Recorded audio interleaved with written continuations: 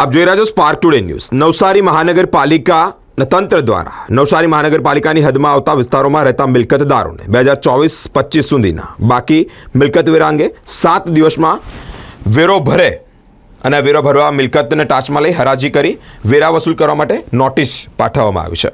વેરાની જે વર્ષોથી જે બાકી રહેલા હોય તેના માટે નવસારી મહાનગરપાલિકા અગ્રકૃત કાર્ય કરી પ્રથમવાર નવસારી મહાનગરપાલિકામાં આ રીતે જાહેર નોટિસ બજાવવામાં આવી છે।